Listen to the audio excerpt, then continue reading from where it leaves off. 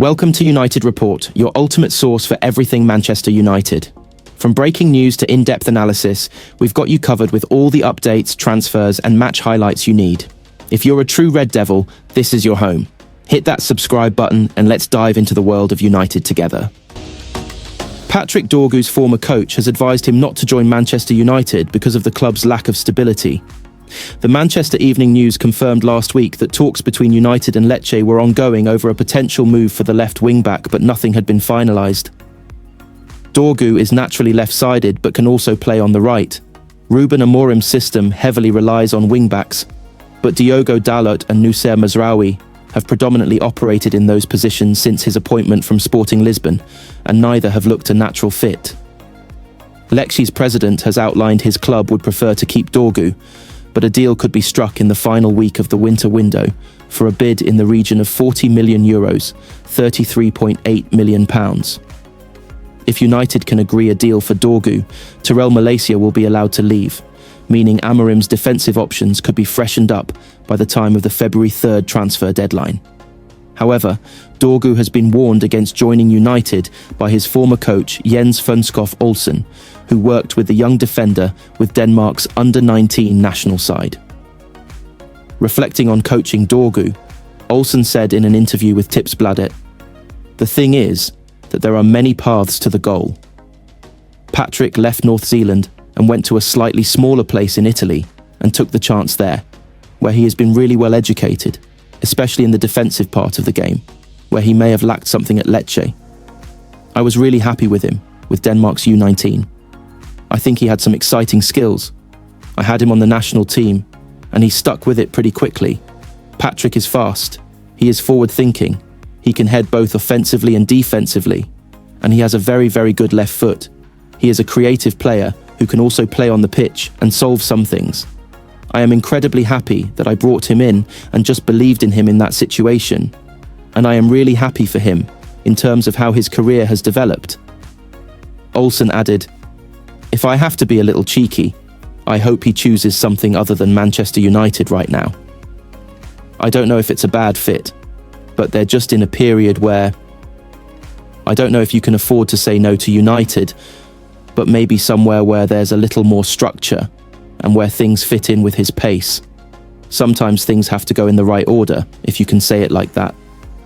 Last week, Lecce president Sticci Damiani spoke to Sky Italia about negotiations with United and said, "For us, sitting down at the table with Manchester United to talk about a player who comes from our Primavera is a satisfaction.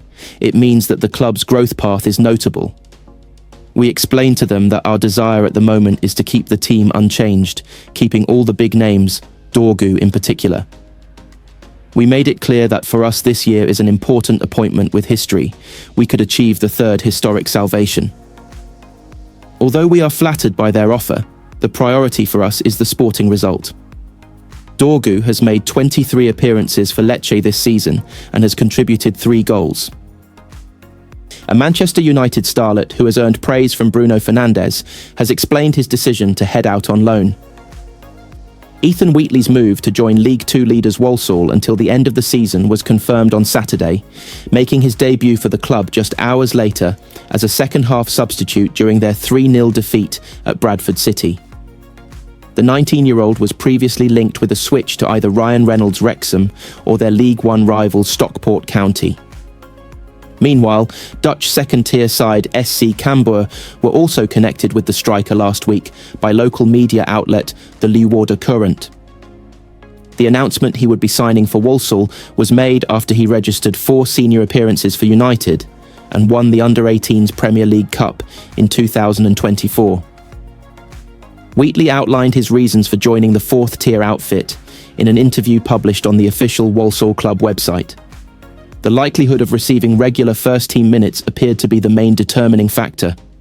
He said, "It is my first loan, so I am very excited to get going.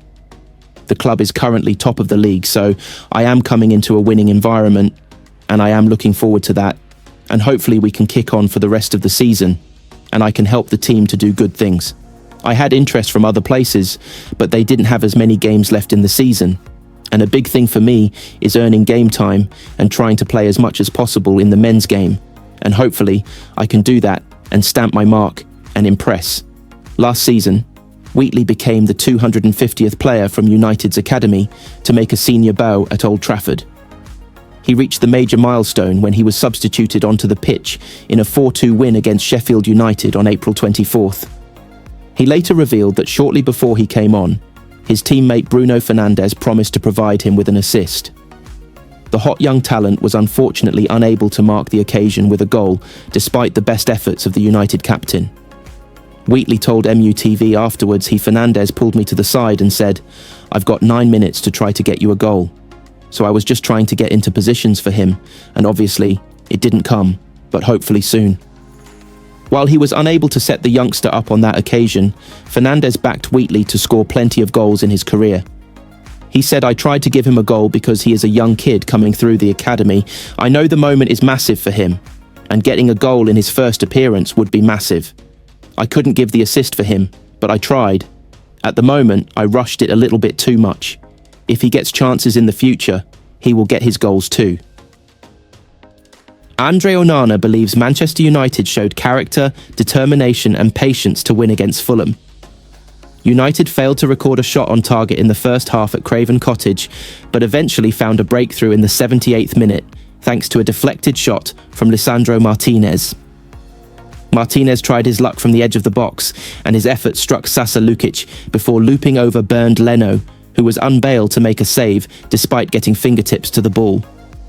United defended bravely in the closing stages, and Toby Collier, who came on from the bench, made a goal-line clearance to ensure United recorded an important 3 points.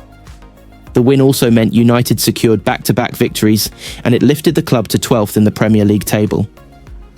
Onana kept a clean sheet, and the goalkeeper spoke to MUTV to reflect on the team's gritty performance, which he thought was underpinned by determination away from home.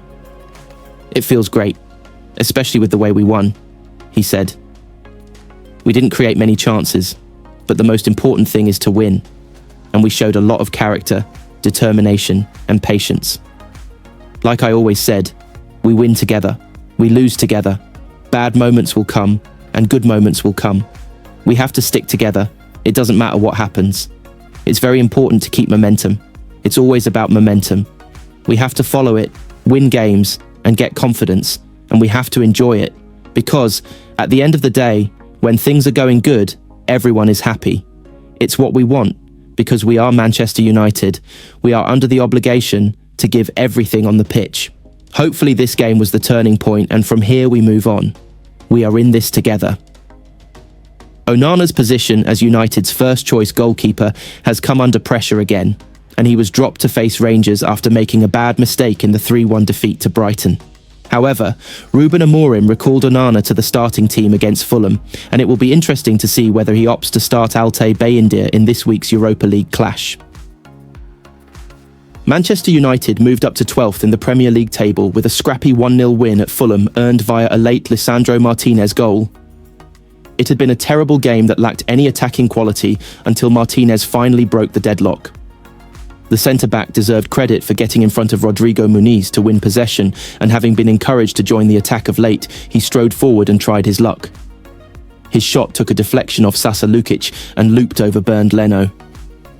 Fulham had offered little threat of their own during the game, but came close to an equaliser when Joachim Andersen headed goalwards from a corner, only for Toby Collier to head off the line and preserve United's clean sheet and earn an 8th Premier League win of the season. There was just half an hour on the clock at Craven Cottage when the away end launched into a chant of "attack, attack, attack, attack, attack." It just about summed the proceedings up.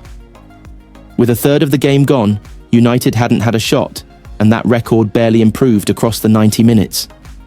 It was a performance lacking any real bite in attack, and one that United will feel they got away with.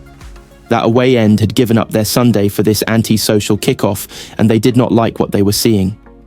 They finally got a moment they deserved late on, but it was a tough watch at times.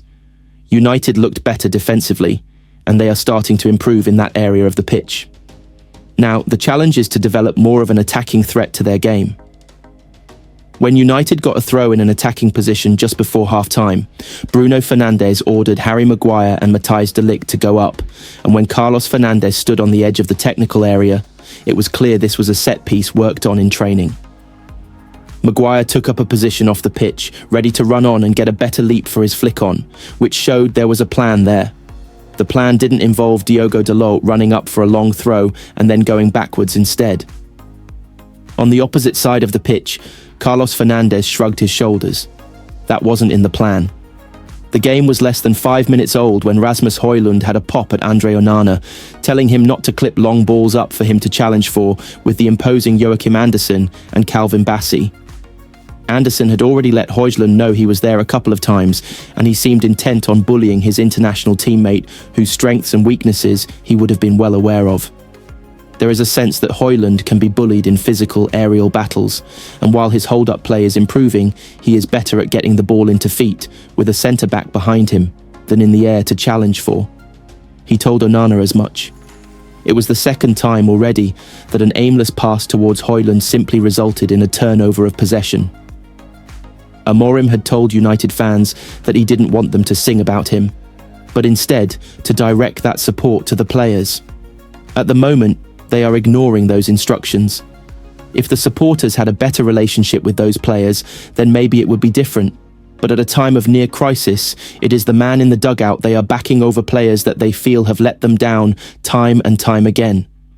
The away end at Craven Cottage was in fine voice for a kick-off time that filled nobody with enthusiasm, and they spent the first 20 minutes singing almost exclusively about Amorim. After a lengthy rendition of Amorim's Red and White Army, it was time for Amorim's own song. Those supporters made it clear where their loyalties lie.